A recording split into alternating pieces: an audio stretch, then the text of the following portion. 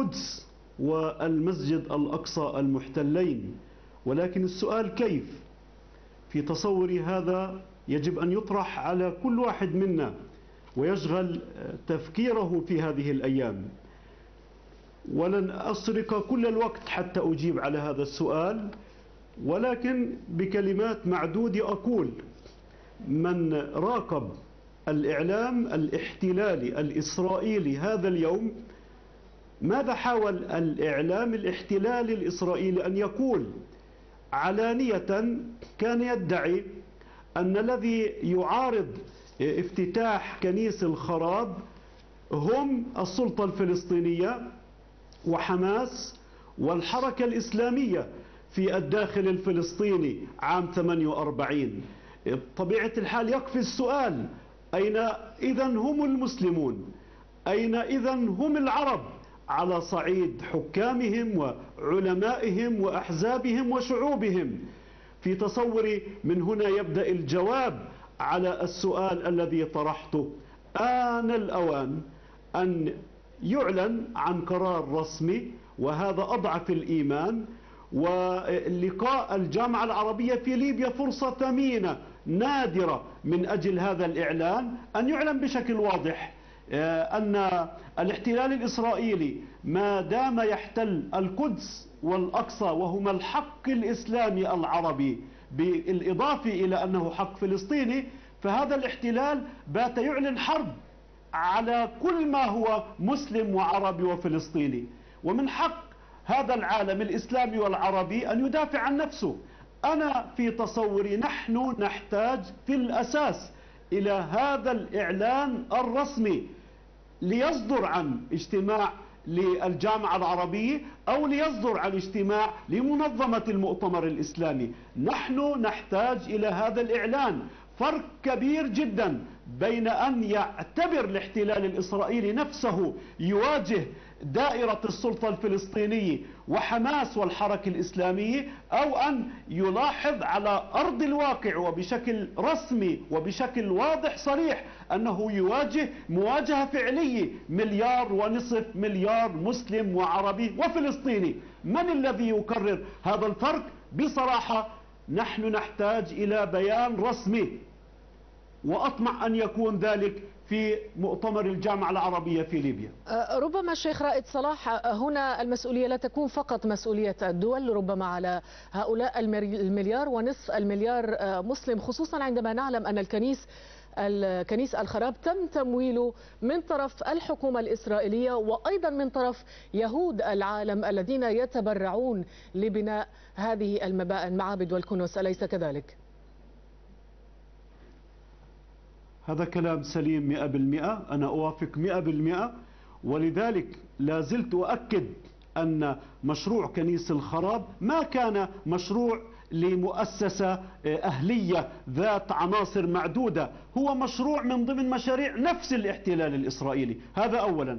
ثانيا، أنا أوافق أننا بحاجة إلى صوت الجماهير المسلمة والعربية، ولذلك أنا قلتها ولا زلت أقولها متمنيا: القدس والأقصى المحتلان يستغيثان، يرجوان، يطمعان من الجماهير المسلمة والعربية أن تنهض لهما كما نهضت مشكورة عند الحرب التي قام بها الاحتلال الإسرائيلي على أهلنا في قطاع غزة. لا شك أن هبة الجماهير المسلمة والعربية كان لها تأثير، كان لها أثر على مجريات النهاية التي تتوجت في نهاية الأمر بصمود 1.5 مليار فلسطيني محاصر أمام آلة الحرب الإسرائيلية المدعومة أمريكيا.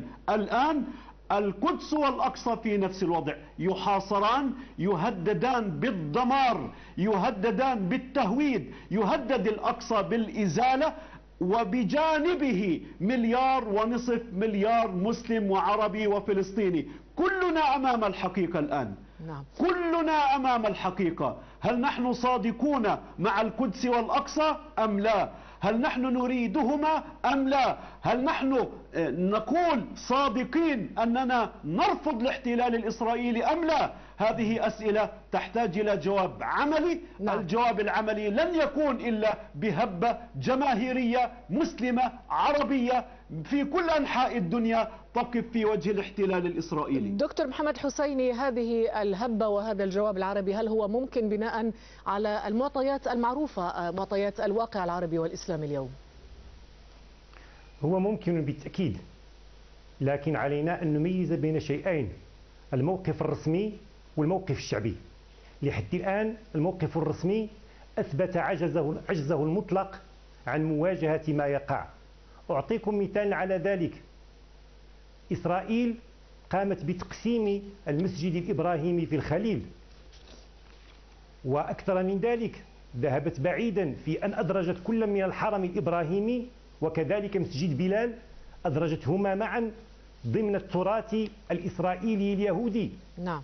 ومع ذلك لم نحرك ساكنا في عالمنا الإسلامي العربي، بل إن الحكومة الإسرائيلية ونتنياهو يفتخر اليوم بأنه بعد أن قامت إسرائيل بتلك الخطوة لم تتلقى أي انتقاد من طرف أي رئيس في أي دولة في العالم الغربي. إذن إسرائيل تسير الآن وبقوة نحو تطبيق نفس المنهج على المسجد الأقصى. ينبغي ألا ننسى أن هناك شبكة من الأنفاق التي أقيمت تحت المسجد الأقصى تتضمن كنيسات وعدة متاحف وعدة أماكن للتدين إلى آخره، وهذا في حد ذاته اقتلاع للمسجد من جذوره. أكثر من هذا، يمكننا أن نلاحظ اليوم أن ردود الفعل لا يمكن أن تتحقق في ظل هذه الفرقة الفلسطينية. كيف يمكن أن نتصور أن الفلسطينيين لم يتمكنوا من تحقيق أي شيء تحت رئاسة المرحوم ياسر عرفات وفي ظل حركة موحدة اليوم موزعون إلى ما يشبه الدولتين؟ أكثر من هذا، العالم الإسلامي والعربي ربما تعنيه قضايا أخرى، وحتى السلطة الفلسطينية مهتمة باستقبال المبعوثين الأمريكيين في عين المكان للتباحث حول طرق السلام غير المباشر. لذلك أظن لو سمحتم في لحظة فقط، نعم. أنه إذا كان هناك مسار رسمي قد عرف الفشل، فالوسيلة الوحيدة هي أن تتحرك الشعوب العربية عبر الجماعات الأهلية، نعم. من أجل مناصرة قضية القدس وقضية فلسطين. وأؤكد على أن بناء الكنيس لم يتم بأموال رسمية. أشكرك جزيلا الشكر، أدركنا الوقت، و5 ملايين المساعدات. شكرا جزيلا لك الدكتور محمد تاج الدين الحسيني، أستاذ القانون الدولي بجامعة محمد الخامس، كنت معنا من الرباط. وأشكر أيضا من الناصرة الشيخ رائد صلاح رئيس الحركة الإسلامية في داخل الخط الأخضر. شكرا لكم، أطيب المنى وإلى اللقاء.